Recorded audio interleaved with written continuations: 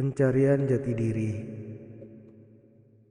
Di tengah perjalananku menikmati masa remaja, saat itu masih SMP, tiba-tiba ada seorang laki-laki dari Banyuwangi bernama Bayu menelponku.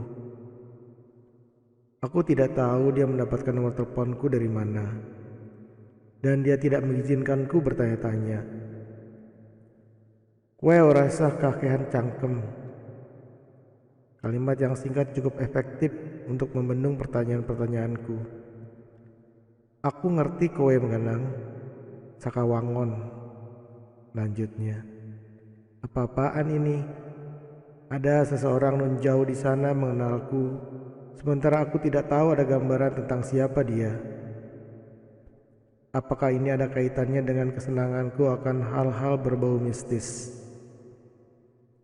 Apakah sekuat itu frekuensiku hingga energiku terpancar hingga ratusan kilometer jauhnya dan dapat ditangkap oleh pria bernama Bayu itu? Namun, semua pertanyaan itu tak dapat kuutarakan.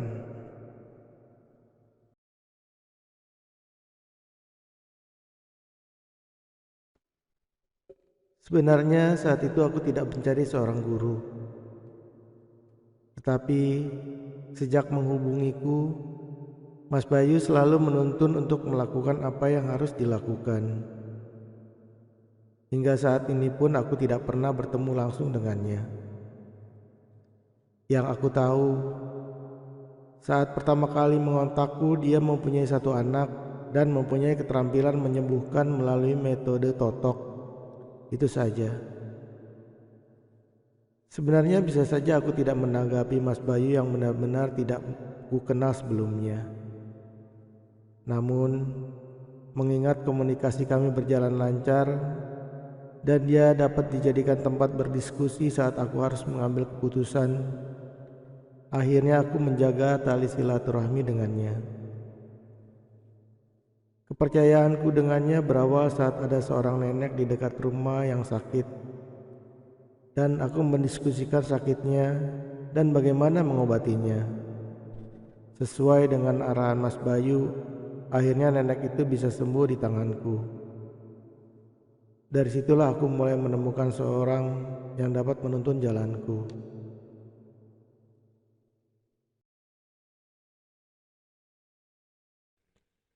Aku dan kamu itu punya satu tujuan yang dicapai dengan cara masing-masing. Kalau mau, kamu bisa bertemu dengan seseorang yang akan mengubah hidupmu.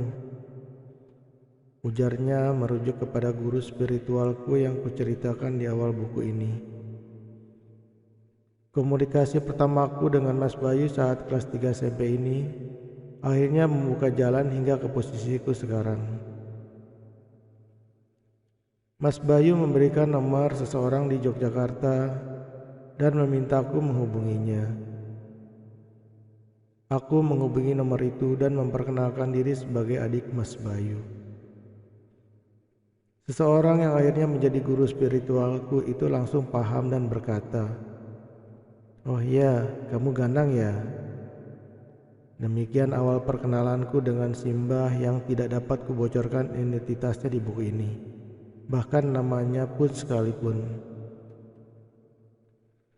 Sebenarnya saat itu aku ingin mendatangi orang yang diperkenalkan Mas Bayu itu, tetapi apa daya, aku masih terlalu kecil untuk berpergian sendiri ke Yogyakarta. Minim dana, minim waktu. Yang bisa kulakukan hanyalah terus berkomunikasi meskipun sekedar lewat telepon. Hingga waktu itu bertemu dengan guru spiritualku itu tiba, yaitu setelah lulus SMK.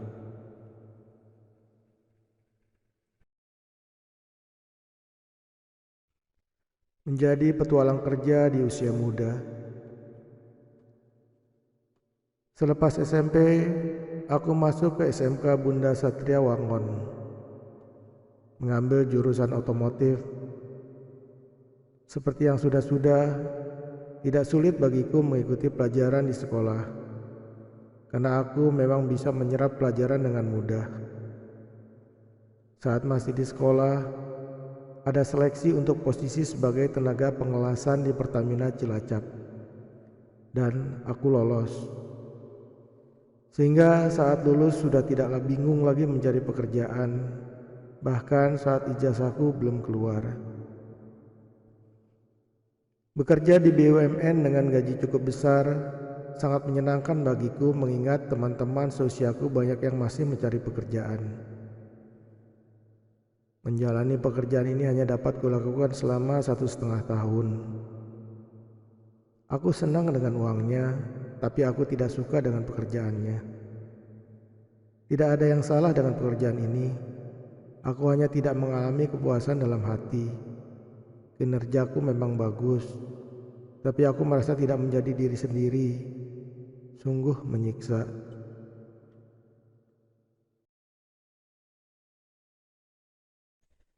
Berkali-kali ingin keluar. Aku bertahan, sampai akhirnya benar-benar tak tertahankan.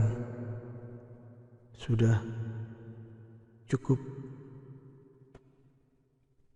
Benar saja, saat kuutarakan keinginanku untuk berhenti bekerja, bapak dan ibuku menentang. Namun, memang namanya sudah tidak tahan. Akhirnya aku keluar begitu saja. Orang tuaku tidak ingin jika anak laki-laki satu-satunya ini bekerja di luar pulau. Maka, ku buat alasan yang pasti mereka setuju kalau aku berhenti bekerja. Pak, aku meh dipindah neng Batam. Pak, saya akan dipindah ke Batam. Persis seperti dugaanku, mereka tidak ribut saat aku berhenti bekerja dan pulang ke Wangon. Shh, sampai buku ini ditulis, mereka tidak tahu kalau aku sebenarnya mengundurkan diri begitu saja. Jangan bilang orang tuaku ya.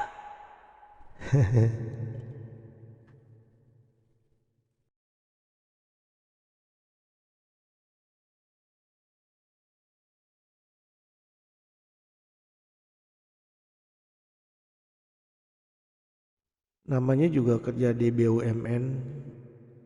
Tabungannya tentu banyak untuk anak muda lulusan SMK seperti aku. Keluar kerja dengan tabungan sekitar 80 juta rasanya sudah gagah banget. Sebagian kupergunakan untuk menyelesaikan pembangunan rumah, tetapi lebih banyak yang habis untuk bersenang-senang. Bagaimana tidak, sekali proyek pengelasan bisa berada di lautan sampai 2 bulan. Tidak heran jika sudah sampai di darat aku seperti orang gemblung. Sudah bisa ditebak, uang tabunganku tidak bertahan lama. Dalam 2 bulan saldo yang tersisa di rekeningku tinggal 5 juta rupiah. Kemana yang lainnya? Sudah tidak ingat kemana saja uangku beredar. Yang jelas, aku tersadar bahwa tabunganku menipis. Aku harus cari pekerjaan lagi. Mengirim beberapa lamaran lewat kantor pos menjadi rutinitas baruku.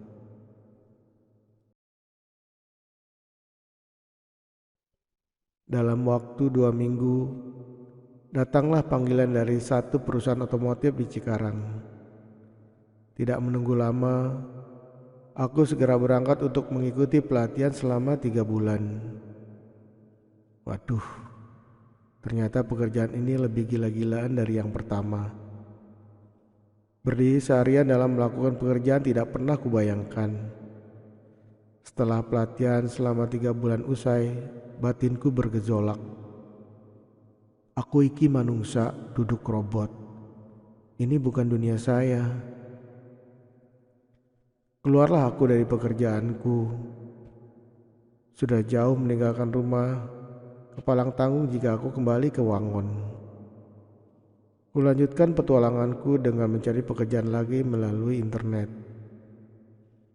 Akhirnya aku mendapatkan panggilan dari perusahaan parkir outsourcing. Aku diterima dan ditempatkan di daerah Alam Sutera, Tangerang.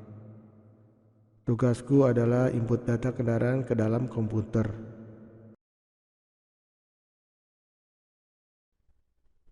Seorang ganang ditempatkan di bilik untuk input data komputer seharian, apa betah?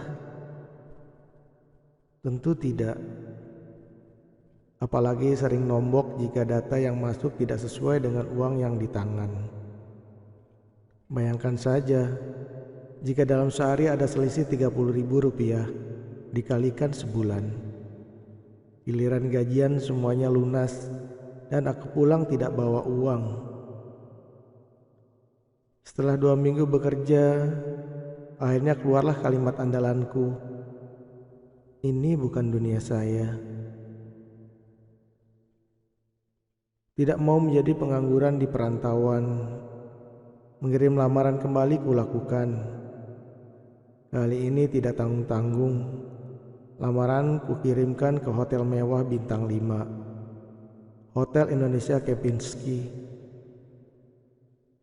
Lagi-lagi aku diterima dan masuk bagian pemeliharaan. Kujalankan pekerjaan ini selama 3 bulan. Lagi-lagi aku tidak betah. Namun satu kali ini aku tidak memutuskan resign. Aku melihat ada divisi lain di hotel ini yang cocok untukku. Kuberanikan diri menghadap atasan untuk pindah bagian.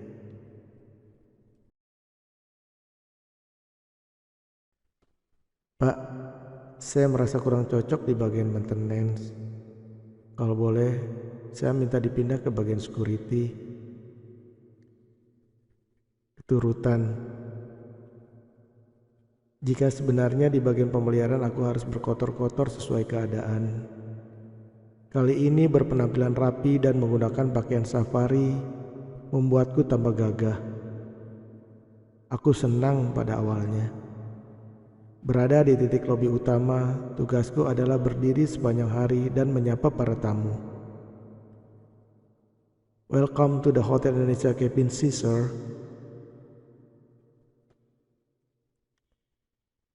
Baru 2 hari ditempatkan di lobi utama, aku mulai mengeluh.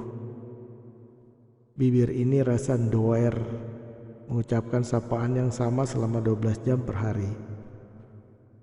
Duh, masa baru pindah di bagian atas permintaan sendiri lalu mundur. Aku putar otak.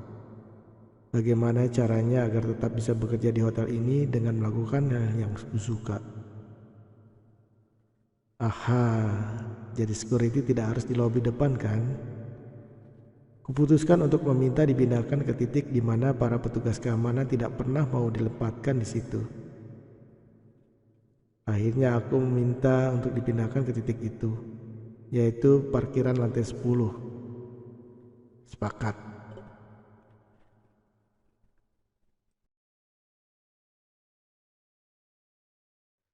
Aku mendapatkan tugas shift malam. Saat petugas keamanan lain tidak ada yang mau berjaga di tempat itu di malam hari. Aku menjalankan hari-hariku bertugas di sana karena aku bisa tidur. Monitor, monitor. Kondisi parkiran di lantai 10 aman. Monitor. Selesai berkeliling dan melaporkan keadaan, saat yang menyenangkan itu datang. Aku bisa tidur sampai pagi. Sementara aku menjalankan tugasku dengan sukacita, rekan-rekan kerjaku malah menganggap ini gila. Mana ada orang mau bekerja di tempat yang menurut mereka wingit dari malam hingga pagi hari kalau bukan Ganang Setioko. Mereka sering bercanda bahwa aku temannya Dedemit sebagai satu-satunya orang yang bersedia dengan sukarela berjaga di tempat itu. Bodoh amat, mereka itu mau bilang apa, yang penting aku iso turu.